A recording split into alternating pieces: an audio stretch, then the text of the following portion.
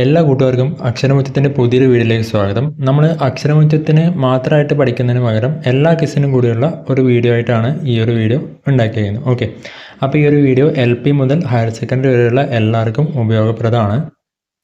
ഈ വർഷത്തെ രണ്ടാമത്തെ അക്ഷരമുറ്റത്തിൻ്റെ വീഡിയോ ആണ് ഇത്. ഓക്കെ, അപ്പോൾ ഒന്നാമത്തെ വീഡിയോ ഓൾറെഡി അപ്ലോഡ് ചെയ്തിട്ടുണ്ട്. അപ്പോൾ പ്ലേലിസ്റ്റിൻ്റെ ലിങ്ക്, അതായത് ഒന്നാമത്തെ വീഡിയോ ഉള്ള ആ ഒരു ലിങ്ക്, പിന്നെ ബാക്കി വീഡിയോസുള്ള ആ ഒരു ലിങ്ക്, പ്ലേലിസ്റ്റിൻ്റെ ലിങ്ക് ഡിസ്ക്രിപ്ഷനിൽ കൊടുത്തേക്കാം. പിന്നെ ഈ വീഡിയോ കഴിയുമ്പോൾ കൂടി കൊടുത്തേക്കാം. ഓക്കെ, അപ്പോൾ ആ വീഡിയോ കൂടി നീ കാണാൻ നോക്കാം. പിന്നെ എങ്ങനെയാണ് ഈ വീഡിയോ കാണേണ്ടത്? ഓക്കെ, അപ്പോൾ ആദ്യം തന്നെ വീഡിയോ കാണാനല്ല വേണ്ടത്. ഓക്കെ, ജസ്റ്റ് ഈ ഒരു അക്ഷരമുറ്റം നിങ്ങൾ എന്ത് ചെയ്യാം, ഒന്നിക്കൽ നിങ്ങളുടെ വീട്ടിൽ പേപ്പർ ഉണ്ടെങ്കിൽ, ദേശാഭിമാനി ഉണ്ടെങ്കിൽ, അപ്പോൾ അതിൻ്റെ ഒന്ന് നോക്കി വായിച്ചിട്ട് വേണം ഈ ഒരു വീഡിയോ കാണാൻ. ഓക്കെ, അപ്പോൾ ഈ അക്ഷരമുറ്റത്തിന് അടിസ്ഥാനമാക്കിയിട്ടുള്ള ക്വസ്റ്റ്യൻസും ആൻസേഴ്സും ചിത്രസഹിതമാണ് ഇതിനകത്ത് ഉണ്ടാവുക. ഓക്കെ, ഇപ്പോൾ എല്ലാവരുടെ അടുത്തും അക്ഷരമുറ്റം ചിലപ്പോൾ വരുത്തുന്നുണ്ടാവില്ല. ഓക്കെ, അപ്പോൾ അങ്ങനെയാണെങ്കിൽ നിങ്ങൾ ടെലിഗ്രാം ഗ്രൂപ്പിൻ്റെ ലിങ്ക് ഞാൻ ഡിസ്ക്രിപ്ഷനിൽ കൊടുത്തിട്ടുണ്ട്. അപ്പോൾ അതിനകത്ത് ജോയിൻ ചെയ്താൽ നിങ്ങൾക്ക് ഈ ഒരു അക്ഷരമുറ്റം എന്ത് ചെയ്യാം, ഡൗൺലോഡ് ചെയ്തെടുക്കാം. ഓക്കെ, എന്നിട്ട് എന്ത് ചെയ്യാം, ആ ഒരു അക്ഷരമുറ്റം വായിച്ചതിന് ശേഷം ഒന്ന് ജസ്റ്റ് പഠിച്ചതിന് ശേഷം വേണം ഈ ഒരു വീഡിയോ കാണാൻ. ഓക്കെ, അപ്പോൾ ഞാൻ ഉദ്ദേശിച്ചത് ബേസിക്കലി ഇതൊരു അക്ഷരമുറ്റം വായിക്കുന്നതിന് പകരമുള്ള വീഡിയോ അല്ല.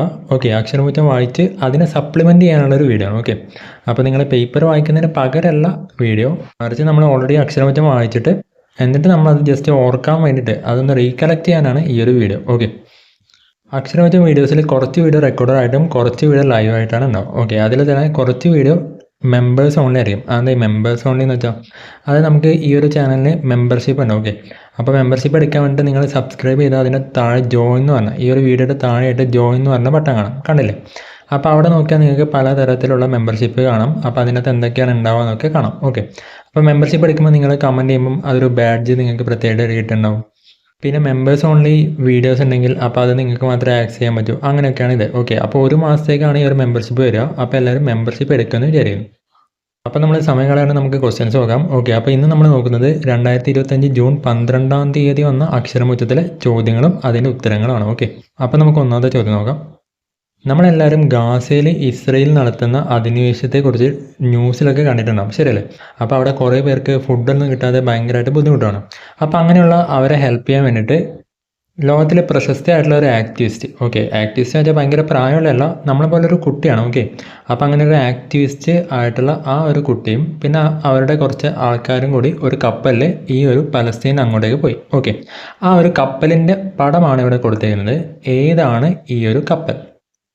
അപ്പോൾ ഞാൻ ക്വസ്റ്റ്യൻ ഒന്നുകൂടി പറയാം. ഓക്കെ, ലോകപ്രസിദ്ധയായിട്ടുള്ള ഒരു ആക്ടിവിസ്റ്റ്, അതായത് നമ്മൾ പരിസ്ഥിതിക്ക് വേണ്ടിയൊക്കെ പ്രവർത്തിക്കില്ലേ, അപ്പോൾ അങ്ങനെയുള്ള ഒരു ആക്ടിവിസ്റ്റ് അവരുടെ കൂടെയുള്ളവരുമായിട്ട് പലസ്തീൻ, അതായത് ഗാസ എന്ന പ്രദേശത്തേക്ക് പോവുകയുണ്ടായി. ഓക്കെ, അപ്പോൾ അവർ പോയ ഒരു കപ്പലിൻ്റെ പടമാണ് കൊടുത്തിരിക്കുന്നത്. ഈ കപ്പലിൻ്റെ പേരാണ് പറയേണ്ടത്. ഓക്കെ, അപ്പോൾ കുറേ പേർക്ക് ആൻസർ ഓൾറെഡി കിട്ടിയിട്ടുണ്ടാവും. മാഡ്ലീൻ എന്നാണ് ഈ ഒരു കപ്പലിൻ്റെ പേര്. ഓക്കെ, അപ്പോൾ ജസ്റ്റ് ആ പേര് ഓർത്ത് വെക്കുക. പിന്നീട് അവരെ അറസ്റ്റ് ചെയ്യണ്ടായി. ഓക്കെ, അപ്പോൾ ഈ പോയവരെ പിന്നീട് ഇസ്രയേലുകാർ അറസ്റ്റ് ചെയ്യണ്ടായി.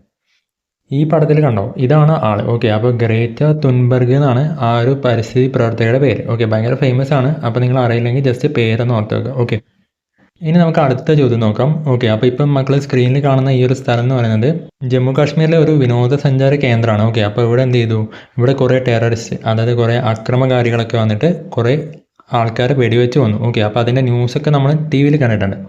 ഏതാണ് ഈ സ്ഥലം? ഓക്കെ, ആ സ്ഥലത്തിൻ്റെ പേരാണ് വേണ്ടത്. ഓക്കെ, അപ്പോൾ എല്ലാവർക്കും ഉത്തരം കിട്ടിയെന്ന് വിചാരിക്കുന്നു. പഹൽഗാം എന്നാണ് ഈ ഒരു സ്ഥലത്തിൻ്റെ പേര്. ഓക്കെ, ഇനി നമുക്ക് ഇതുമായിട്ട് ബന്ധപ്പെട്ട ഒരു ചോദ്യം നോക്കാം. ഓക്കെ, അപ്പോൾ ഈ ഒരു പഹൽഗാം ആക്രമണത്തിന് മറുപടിയായിട്ട് ഇന്ത്യയുടെ ഭാഗത്തു നിന്ന് ഒരു നടപടി ഉണ്ടായി. ഓക്കെ, അപ്പോൾ ഈ ഒരു ആക്രമണത്തിൽ മെയിനായിട്ട് കുറേ ആൾക്കാർക്ക് ഭർത്താക്കന്മാരെ നഷ്ടപ്പെട്ടു. അപ്പോൾ അതുമായിട്ട് കണക്ട് ചെയ്തിട്ടാണ് ഈ ഒരു മറുപടി, ഇന്ത്യ കൊടുത്ത മറുപടി, ആ ഒരു ദൗത്യത്തിന് പേരിട്ടിരിക്കുന്നത്. എന്തായിരുന്നു ഇന്ത്യയുടെ ആ മറുപടി ദൗത്യത്തിൻ്റെ പേര്? ചോദ്യം ഞാൻ ഒന്നുകൂടി പറയാം. ഓക്കെ, അപ്പോൾ അതായത് പഹൽഗാം ആക്രമണത്തിന് ഇന്ത്യ കൊടുത്ത മറുപടിയുടെ പേരെന്തായിരുന്നു? ഉത്തരം ഓപ്പറേഷൻ സിന്ദൂറാണ്. ഓക്കെ, അപ്പോൾ ഇതിൽ നിങ്ങൾക്ക് കാണാം സിന്ദൂരം കണ്ടോ? ഓക്കെ, നമ്മൾ സാധാരണയായിട്ട് ഭർത്താക്കന്മാർ ഭാര്യമാരെ അണിയിക്കുന്ന അതല്ലേ സിന്ദൂരം. അപ്പോൾ അങ്ങനെയാണ് ഈ ഒരു ദൗത്യത്തിന് ഈ ഒരു പേര് വന്നത്. ഓക്കെ, അടുത്ത ചോദ്യം ഇതുമായിട്ട് ബന്ധപ്പെട്ട് തന്നെയാണ്. ഓക്കെ, അപ്പോൾ ഈ ഒരു ദൗത്യമായിട്ട് ബന്ധപ്പെട്ട് നമ്മൾ ന്യൂസിൽ കണ്ട ഒരാളുടെ പടമാണ് ഇപ്പോൾ ചിത്രത്തിൽ കാണുന്നത്.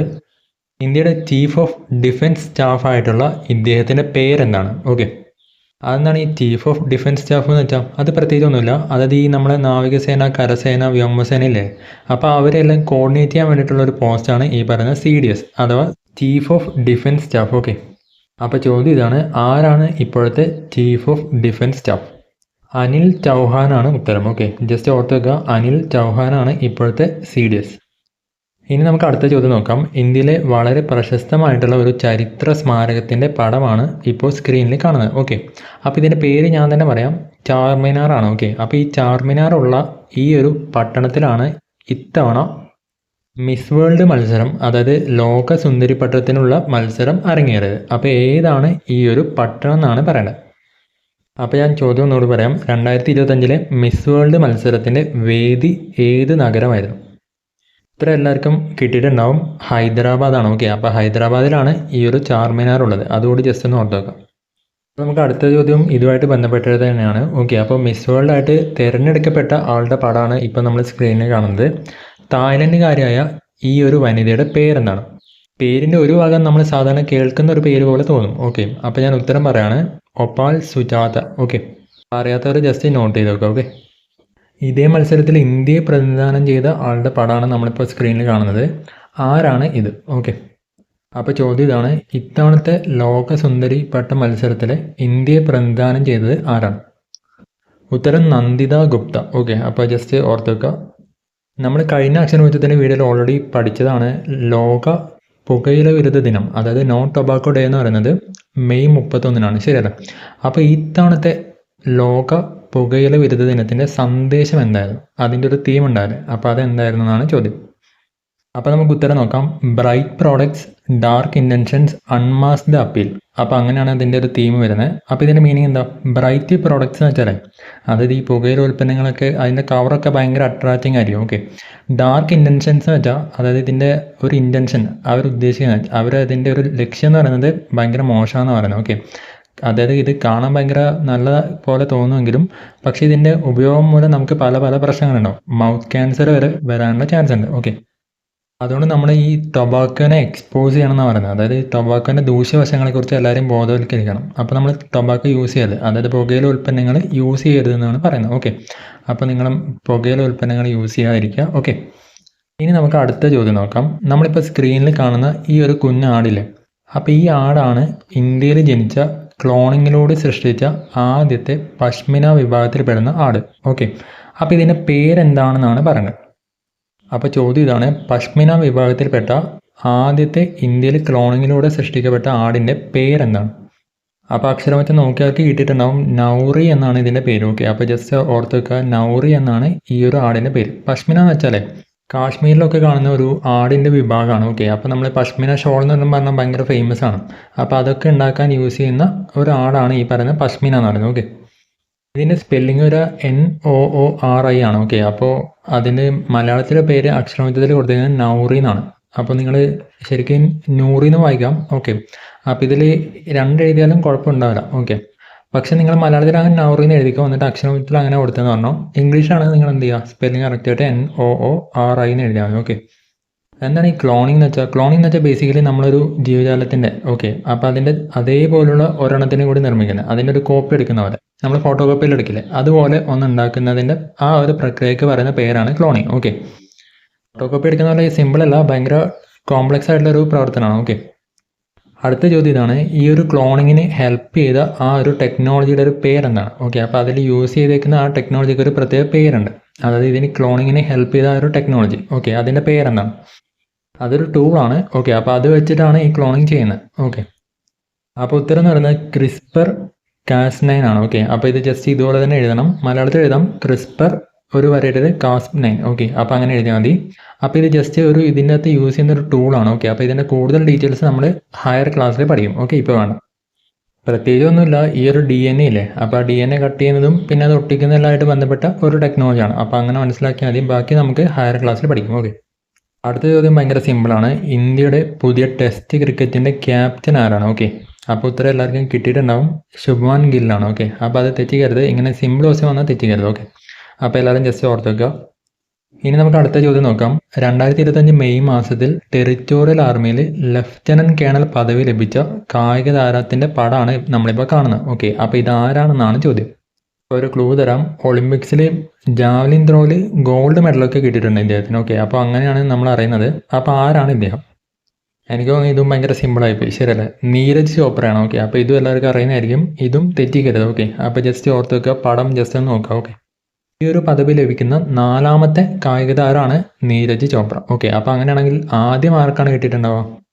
ഈ ഒരു പദവി ആദ്യമായിട്ട് കൊടുക്കുന്നത് 2008 ഓക്കെ, കായിക താരത്തിന് ആദ്യമായിട്ട് കൊടുക്കുന്നത് 2008 2 പേർക്ക് കിട്ടി.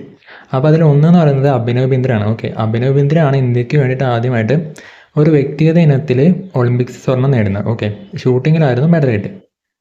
2008 തന്നെ കപിൽ ദേവിനും കിട്ടുന്നുണ്ടായി. ഓക്കെ, കപിൽ ദേവിൻ്റെ പടമാണ് ഇപ്പോൾ കാണുന്നത്. കപിൽ ദേവ് 1983 വെസ്റ്റ് ഇൻഡീസിനെ തോൽപ്പിച്ച് ആദ്യമായിട്ട് ഇന്ത്യക്ക് വേണ്ടി ലോകകപ്പ് നേടിത്തരുമ്പം എടുത്ത പടമാണ് നമ്മളിപ്പോൾ സ്ക്രീനിൽ കാണുന്നത്. ഓക്കെ, ഇന്ത്യ 2ാമത് വേൾഡ് കപ്പ് നേടുന്നത്, ക്രിക്കറ്റ് വേൾഡ് കപ്പ് നേടുന്നത് 2011 ഓക്കെ, അപ്പോൾ അന്ന് ക്യാപ്റ്റൻ മഹേന്ദ്ര സിംഗ് ധോണിയാണ്. അപ്പോൾ ധോണിക്ക് ആ വർഷം 2011 ഈ ഒരു ലഫ്റ്റനൻറ്റ് കേണൽ പദവി ടെറിട്ടോറിയൽ ആർമിയിൽ കൊടുക്കേണ്ടായി. ഓക്കെ, ദളിത് വിഭാഗത്തിൽപ്പെട്ട സുപ്രീം കോടതിയിലെ ആദ്യത്തെ ചീഫ് ജസ്റ്റിസിൻ്റെ പടമാണ് നമ്മളിപ്പോൾ സ്ക്രീനിൽ കാണുന്നത്. ഇദ്ദേഹം മലയാളിയാണ്. ഓക്കെ, അപ്പോൾ എന്താണ് ഇദ്ദേഹത്തിൻ്റെ പേര്? മിക്കവാറും എല്ലാവർക്കും കിട്ടിയിട്ടുണ്ടാവുമെന്ന് വിചാരിക്കുന്നു. Justice KG ബാലകൃഷ്ണനാണ്. ഓക്കെ, ദളിത് വിഭാഗത്തിൽപ്പെട്ട 2ാമത്തെ CJI ചീഫ് ജസ്റ്റിസ് ഓഫ് ഇന്ത്യയുടെ പടമാണ് നമ്മളിപ്പോൾ സ്ക്രീനിൽ കാണുന്നത്. ഓക്കെ, ഇദ്ദേഹമാണ് ഇപ്പോഴത്തെ ചീഫ് ജസ്റ്റിസ്. ഓക്കെ, സുപ്രീം കോടതിയുടെ ചീഫ് ജസ്റ്റിസ്. ആരാണ് ഇദ്ദേഹം? ഉത്തരം BR Gavai. Okay, BR Gavai അല്ലെങ്കിൽ ഭൂഷൺ രാമകൃഷ്ണ ഗവായി. അപ്പോൾ ജസ്റ്റ് ഷോർട്ട് ഫോം എഴുതിയാലും മതി, BR. ഓക്കെ, സ്പെല്ലിംഗ് തെറ്റിക്കരുത്. ഓക്കെ, നമുക്ക് അടുത്തൊരു ചോദ്യം നോക്കാം. ഓക്കെ, അപ്പോൾ ഇപ്പോൾ നിങ്ങൾ സ്ക്രീനിൽ കാണുന്ന പടം ശരിക്കും പറഞ്ഞാൽ മിഠായിക്കവലയാണ്. ഓക്കെ, മിഠായിക്കവല എന്ന് പറയുന്നത് ഒരു ജില്ലയിലുള്ള ഒരു സ്ഥലമാണ്. ഏത് ജില്ല നമുക്കറിയായിരിക്കും. ഓക്കെ, സംസ്ഥാനത്തെ ആദ്യത്തെ ജൈവ വൈവിധ്യ പ്രഖ്യാപനം നടന്ന ജില്ലയും സെയിം തന്നെയാണ്. ഓക്കെ, അപ്പോൾ അങ്ങനെയാണെങ്കിൽ ഏത് ജില്ലയിലാണ് സംസ്ഥാനത്തെ ആദ്യത്തെ ജൈവ വൈവിധ്യ പ്രഖ്യാപനം നടന്നത്? ഉത്തരം എല്ലാവർക്കും കിട്ടിയിട്ടുണ്ടാവുമെന്ന് വിചാരിക്കുന്നു. ഓക്കെ, അപ്പോൾ മിഠായി തെരുവുള്ള കോഴിക്കോടാണ്. ഓക്കെ, അപ്പോൾ കോഴിക്കോട് ജില്ലയിലാണ് സംസ്ഥാനത്തെ ആദ്യത്തെ ജൈവ വൈവിധ്യ പ്രഖ്യാപനം നടന്നത്. ഓക്കെ, അപ്പോൾ കോഴിക്കോടുകാരെങ്കിലും വീഡിയോ കാണുന്നുണ്ടെങ്കിൽ ജസ്റ്റ് കമൻറ്റ് പറയാം. ഓക്കെ, അവിടെയുള്ളൊരു ഭയങ്കര ഫേമസ് ആയിട്ടുള്ള ഒരു പ്രതിമയുടെ പടമാണ് ഇപ്പോൾ നമ്മളിപ്പോൾ സ്ക്രീനിൽ കാണുന്നത്. ഓക്കെ, ഇദ്ദേഹത്തിന് ജ്ഞാനപീഠ പുരസ്കാരമൊക്കെ കിട്ടിയിട്ടുണ്ട്. ഓക്കെ, സഞ്ചാര സാഹിത്യമാണ് മെയിനായിട്ട് ഇദ്ദേഹത്തിൻ്റെ ഒരു മേഖല എന്ന് പറയുന്നത്. ഒരു ദേശത്തിൻ്റെ കഥയൊക്കെ എഴുതിയത് ഇദ്ദേഹമാണ്. ഓക്കെ, അങ്ങനെയാണെങ്കിൽ ആരാണ് ഇദ്ദേഹം? ഉത്തരം SK പൊറ്റക്കാടാണ്. ഓക്കെ, അപ്പോൾ നിങ്ങൾ ജസ്റ്റ് എവിടെയെങ്കിലും പോവുകയാണെങ്കിൽ ഏതെങ്കിലും പ്രതിമയൊക്കെ കാണുകയാണെങ്കിൽ അത് ആരാണെന്നൊക്കെ ജസ്റ്റ് നോക്കുക. ഓക്കെ, അപ്പോൾ അത് നല്ലതായിരിക്കും. ഇനി നമുക്ക് അടുത്ത ചോദ്യം നോക്കാം. നമ്മൾ നേരത്തെ മിസ് വേൾഡ് മത്സരത്തിൻ്റെ കാര്യം പറഞ്ഞില്ലേ? ഓക്കെ, ആ മിസ് വേൾഡ് മത്സരത്തിൻ്റെ ഗ്ലോബൽ അംബാസഡറായിട്ട് നിയമിതയായിട്ടുള്ള വനിതയുടെ പടമാണ് നമ്മളിപ്പോൾ സ്ക്രീനിൽ കാണുന്നത്. അപ്പോൾ ആരാണ് ഈ വനിത? അപ്പോൾ ഉത്തരം സുധാ റെഡ്ഡിയാണ്. ഓക്കെ, അപ്പോൾ അറിയാത്തവർ ജസ്റ്റ് ഒന്ന് നോട്ട് ചെയ്ത് നോക്കുക. ഈ ചോദ്യം നമ്മൾ ഓൾറെഡി കഴിഞ്ഞ വീഡിയോയിൽ ഡിസ്കസ് ചെയ്തതാണ്. ഓക്കെ, അപ്പോൾ ആർക്കെല്ലാം ഓർമ്മയുണ്ടെന്ന് നോക്കാം. ഓക്കെ, അപ്പോൾ അറബിക്കടലിൽ ഒരു കപ്പൽ മുങ്ങി എന്ന് പറഞ്ഞിട്ട് നമ്മൾ ന്യൂസ് തന്നെയാണ്, ശരിയല്ലേ? അപ്പോൾ ആ ന്യൂസിലുള്ള കപ്പലാണ് ഇവിടെ കൊടുത്തിരിക്കുന്നത്. ഈ കപ്പലിൻ്റെ പേരെന്താണ്? ഓക്കെ, അപ്പോൾ അതാണ് പറയേണ്ടത്. ക്ലൂ എന്ന് പറയുന്നത് ഈ പടത്തിൽ തന്നെ കാണാം MSC. ഓക്കെ, അപ്പോൾ അതാണ് അതിൻ്റെ സ്റ്റാർട്ടിങ്. അപ്പോൾ അതിൻ്റെ ബാക്കി കൂടി നോക്കിയാൽ മതി. അപ്പോൾ ഉത്തരം എന്ന് പറയുന്നത് MSC എൽസ 3. ഓക്കെ, അപ്പോൾ ജസ്റ്റ് ഓർത്ത് വെക്കുക. ഈ ഒരു കപ്പൽ മുങ്ങിയതിനെ സവിശേഷ ദുരന്തമായിട്ട് കേരളം പ്രഖ്യാപിക്കേണ്ടത്. ഓക്കെ, അടുത്ത ചോദ്യം ഭയങ്കര സിമ്പിളാണ്. ഓക്കെ, IPL മത്സരത്തിൽ 2025 കിരീടം ചൂടിയത് ആരാണ്? അപ്പോൾ ഇതെല്ലാവരും കിട്ടിയിട്ടുണ്ടാവും. ഉത്തരം royal Challengers Bangalore. Okay, CB 18 വർഷം കാത്തിരുന്നിട്ടാണ് കപ്പടിക്കുന്നത്. ഓക്കെ, അപ്പോൾ നിങ്ങൾക്കും എന്തെങ്കിലും ആഗ്രഹം ഉണ്ടെങ്കിലേ പെട്ടെന്ന് കിട്ടിയില്ല എന്ന് വെച്ചാൽ നമ്മളങ്ങനെ വിഷമിക്കരുത്. ഓക്കെ, നമ്മൾ ഭയങ്കര കാത്തിരിക്കുക, പിന്നെ നമ്മൾ അതിന് വേണ്ടി വർക്ക് ചെയ്യുക, അപ്പോൾ എപ്പോഴെങ്കിലും കിട്ടും. ഇനി നമുക്ക് അടുത്ത ചോദ്യം നോക്കാം. ലോകത്തിലെ ഏറ്റവും ഉയരം കൂടിയ റെയിൽവേ ആർക്ക് ബ്രിഡ്ജ് ഇപ്പം ഈയിടെ ഇന്ത്യയിൽ ഉദ്ഘാടനം ചെയ്യുന്നുണ്ടായി. ഓക്കെ, അപ്പോൾ എവിടെയാണ് ഈ ഒരു ആർക്ക് ബ്രിഡ്ജ്? അപ്പോൾ ചോദ്യം ഇതാണ്, ലോകത്തിലെ ഏറ്റവും ഉയരം കൂടിയ റെയിൽവേ ആർക്ക് ബ്രിഡ്ജ് ഏതാണ്? ഉത്തരം ചെനാബ് റെയിൽവേ പാലാണ്. ഓക്കെ, അപ്പോൾ ഈ ചെനാബ് എന്ന് വെച്ചാൽ എന്താ? ചെനാബ് എന്ന് വെച്ചാൽ ഇതിൻ്റെ താഴെയൂടെ ഒരു റിവർ കണ്ടോ, ഒരു പുഴ കണ്ടോ? അപ്പോൾ അതിൻ്റെ പേരാണ് ചെനാബ്. ഓക്കെ, അപ്പോൾ ചെനാബ് എന്ന് പറയുന്ന റിവർ ശരിക്കും ഇൻഡസ് എന്ന് പറയുന്ന നമ്മൾ സിന്ധു നദി എന്ന് പറയില്ലേ, അതിൻ്റെ ഒരു ബ്രാഞ്ചാണ്. ഓക്കെ, അതുകൂടി ജസ്റ്റ് ഒന്ന് ഓർത്ത് വെക്കുക. നമ്മുടെ നാട്ടിൽ ഒരുപാട് അതിഥി തൊഴിലാളികളുണ്ട്, ശരിയല്ലേ? അപ്പോൾ അവരുടെ ആരോഗ്യം നമ്മുടെ ആരോഗ്യം പോലെ തന്നെ ഭയങ്കര ഇമ്പോർട്ടൻ്റ് ആണ്. ഓക്കെ, അപ്പോൾ അതിന് വേണ്ടിയിട്ട് സംസ്ഥാന സർക്കാർ, കേരള സർക്കാർ രൂപീകരിച്ച ഒരു പദ്ധതിയുടെ പടമാണ് ഇവിടെ കാണുന്നത്. ഓക്കെ, അപ്പോൾ ഇതൊരു ജസ്റ്റ് ഒരു ക്ലിനിക്കാണ്. അപ്പോൾ അതിഥി തൊഴിലാളികൾക്ക് ആവശ്യമായിട്ടുള്ള ചികിത്സ കൊടുക്കാൻ ആവശ്യമായിട്ടുള്ള ഒരു ക്ലിനിക്ക്. ഓക്കെ, അപ്പോൾ ഈ ഒരു പദ്ധതി ലോകാരോഗ്യ സംഘടനയുടെ പട്ടികയിലൊക്കെ ഇടം നേടേണ്ടായി. ഏതാണ് ഈ ഒരു പദ്ധതി? അപ്പോൾ അതിൻ്റെ ഉത്തരം എന്ന് പറയുന്നത് ബന്ധു ക്ലിനിക്കാണ്. ഓക്കെ, അപ്പോൾ ജസ്റ്റ് ഓർത്ത് വെക്കുക, അവരെ നമ്മളെ ബന്ധുക്കളാണെന്ന് വിചാരിച്ചാൽ മതി. ഓക്കെ, അപ്പോൾ അങ്ങനെയാണെങ്കിൽ ബന്ധു ക്ലിനിക്ക് എന്നാണ് ഇതിൻ്റെ ഒരു പേര്. ഓക്കെ, ഇനി നമുക്ക് അടുത്ത ചോദ്യം നോക്കാം. യുനെസ്കോയുടെ ലോക പൈതൃക പട്ടികയിലൊക്കെ ഇടം നേടിയ ഒരു ഗുഹ, അജന്ത ഗുഹകളുടെ പടമാണ് നമ്മളിപ്പോൾ സ്ക്രീനിൽ കാണുന്നത്. ഓക്കെ, വഖോര എന്ന് പറയുന്ന ഒരു നദിയുണ്ട്. അപ്പോൾ അതിൻ്റെ തീരത്തായിട്ടാണ്, അതിൻ്റെ ഒരു ഭാഗമായിട്ടാണ് ഈ ഒരു ഗുഹാ സമുച്ചയം കാണപ്പെടുന്നത്. ഓക്കെ, അപ്പോൾ ചോദ്യം ഭയങ്കര സിമ്പിളാണ്. ഏത് സംസ്ഥാനത്താണ് ഈ ഒരു അജന്ത ഗുഹകൾ കാണപ്പെടുന്നത്? അപ്പോൾ നിങ്ങൾ ചിലപ്പോൾ ടൂറൊക്കെ പോയിട്ടുണ്ടാകും. ഓക്കെ, അപ്പോൾ ഉത്തരം ഞാൻ പറയുകയാണ്, മഹാരാഷ്ട്രയാണ്. ഓക്കെ, അപ്പോൾ ഈ അജന്ത ഗുഹ എന്ന് പറയുന്നത് ബുദ്ധമതമായിട്ട് ബന്ധപ്പെട്ട കുറേ ഗുഹകളാണ്. ഓക്കെ, അപ്പോൾ അതിൽ കുറേ പെയിൻറ്റിങ്സ് കാര്യങ്ങളൊക്കെ ഉണ്ട്. അതുപോലെ തന്നെ കുറേ കൊത്തുപണികളൊക്കെ കാണാം. ഓക്കെ, അപ്പോൾ ഈ അജന്ത ഗുഹയിലെ ഒരു ചിത്രത്തിൽ നിന്ന് പ്രചോദനം ഉൾക്കൊണ്ട് ഒരു കപ്പൽ ഉണ്ടാക്കണ്ടായി. ഓക്കെ, അപ്പോൾ ഏതാണ് ആ കപ്പൽ? അപ്പോൾ ആ കപ്പലിൻ്റെ പേരാണ് പറയേണ്ടത്. ഓക്കെ, അപ്പോൾ ക്വസ്റ്റ്യൻ ഞാൻ ഒന്നും പറയാം. അജന്ത ഗുഹയിലുള്ള കപ്പലിൻ്റെ ചിത്രത്തിൽ നിന്ന് പ്രചോദനം ഉൾക്കൊണ്ടുണ്ടാക്കിയ കപ്പൽ ഏതാണ്? അപ്പോൾ ഇതിൻ്റെ പേര് ഇച്ചിരി ടഫാണ്. ഓക്കെ, അപ്പോൾ ജസ്റ്റ് നോട്ട് ചെയ്ത് വെക്കുക, INSV കൗണ്ടിന്യ. ഓക്കെ, അപ്പോൾ ജസ്റ്റ് ആ പേര് ഒന്നുകൂടി ഓർത്ത് വെക്കുക. ഓക്കെ, ഇനി നമുക്ക് അടുത്ത ചോദ്യം നോക്കാം. രാജ്യത്തെ ആരോഗ്യ കേന്ദ്രങ്ങളിലും പേവിഷബാധയ്ക്കും പാമ്പ് വിഷയത്തിനെതിരെയൊക്കെയുള്ള വാക്സിനുകൾ ലഭ്യമാക്കുന്നതിന് വേണ്ടിയിട്ട് ഒരു പോർട്ടൽ, ഒരു വെബ്സൈറ്റ് ആരംഭിച്ചിട്ടുണ്ട്.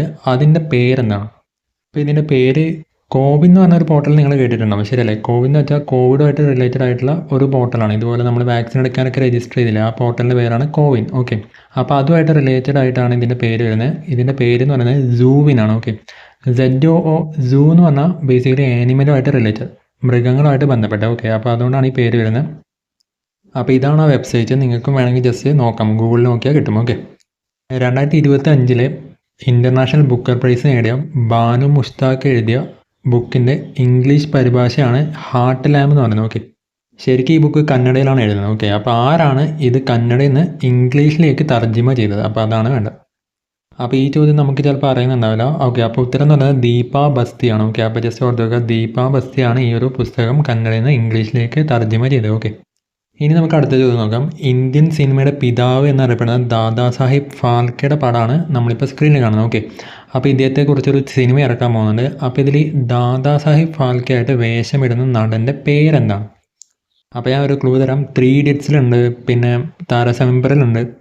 സിമ്പിൾ ക്വസ്റ്റ്യനാണ്. അപ്പോൾ ഉത്തരം എല്ലാവരും കേട്ടിട്ടുണ്ടാവും, അമീർ ഖാനാണ്. ഓക്കെ, ഇനി നമുക്ക് അടുത്ത ചോദ്യം നോക്കാം. ഫ്രാൻസിസ് മാർപ്പാപ്പയ്ക്ക് ശേഷം പുതിയ മാർപ്പാപ്പ ചുമതലയിലേക്ക് ഉണ്ടായി, ശരിയല്ലേ? ആരാണ് പുതിയ മാർപ്പാപ്പ? ആ സ്ഥാനപ്പേര് മതി. ഓക്കെ, അപ്പോൾ ഉത്തരം എന്ന് പറയുന്നത് ലിയോ 14 ഓക്കെ, അപ്പോൾ ഇദ്ദേഹത്തിൻ്റെ ശരിയായ പേരെന്ന് പറയുന്നത് റോബർട്ട് ഫ്രാൻസിസ് പ്രവോസ്റ്റ് എന്നാണ്. ഓക്കെ, ഈ സിസ്റ്റീൻ ചാപ്പലിൽ പോപ്പിനെ തിരഞ്ഞെടുക്കുന്ന പ്രക്രിയ എന്ന് പറയുന്നത് ഭയങ്കര രഹസ്യമായിട്ടുള്ള ഒരു പ്രക്രിയയാണ്. ഓക്കെ, അപ്പോൾ അതിൻ്റെ റിസൾട്ട് നമ്മൾ അറിയുന്നത് അതിൻ്റെ മേലെ നിന്ന് ഉയരുന്ന പുക നോക്കിയിട്ടാണ്. വെളുത്ത പുകയാണെങ്കിൽ പോപ്പിനെ തിരഞ്ഞെടുത്തു, കറുത്ത പുകയാണെങ്കിൽ പോപ്പിനെ തിരഞ്ഞെടുത്തില്ല. അപ്പോൾ അങ്ങനെ നോക്കിയിട്ടാണ് അത് മനസ്സിലാക്കുന്നത്. ഓക്കെ, റാഫേൽ നദാലിന് ശേഷം ഫ്രഞ്ച് ഓപ്പണിൽ 100 വിജയങ്ങൾ സ്വന്തമാക്കിയ കായിക താരം ആരാണ്? ഉത്തരം നോവാക് ദ്യോക്കോവിച്ച്. ഓക്കെ, ഇനി നമുക്ക് അവസാനത്തെ ചോദ്യം നോക്കാം. അപ്പോൾ ഇതിൻ്റെ ഉത്തരം എല്ലാവരും എന്ത് ചെയ്യണം? കമൻറ്റ് ചെയ്യണം. ഓക്കെ, നമ്മളിപ്പോൾ ചിത്രത്തിൽ കാണുന്ന മഹാരാജാവ് നിർമ്മിച്ച ചില കോട്ടകളൊക്കെ മറാത്ത മിലിറ്ററി ലാൻഡ്സ്കേപ്പ് എന്ന പേരിൽ ലോക പൈതൃക പട്ടികയിൽ, യുനെസ്കോയുടെ ലോക പൈതൃക പട്ടികയിൽ ഇടം പിടിക്കുകയാണ്. അപ്പോൾ ഈ മറാത്ത ഭരണാധികാരിയുടെ പേരെന്താണ്? ഓക്കെ, അപ്പോൾ ആ പേര് നിങ്ങൾ ജസ്റ്റ് എന്ത് ചെയ്യാം, നോക്കിയിട്ട് കമൻറ്റ് ചെയ്യാം.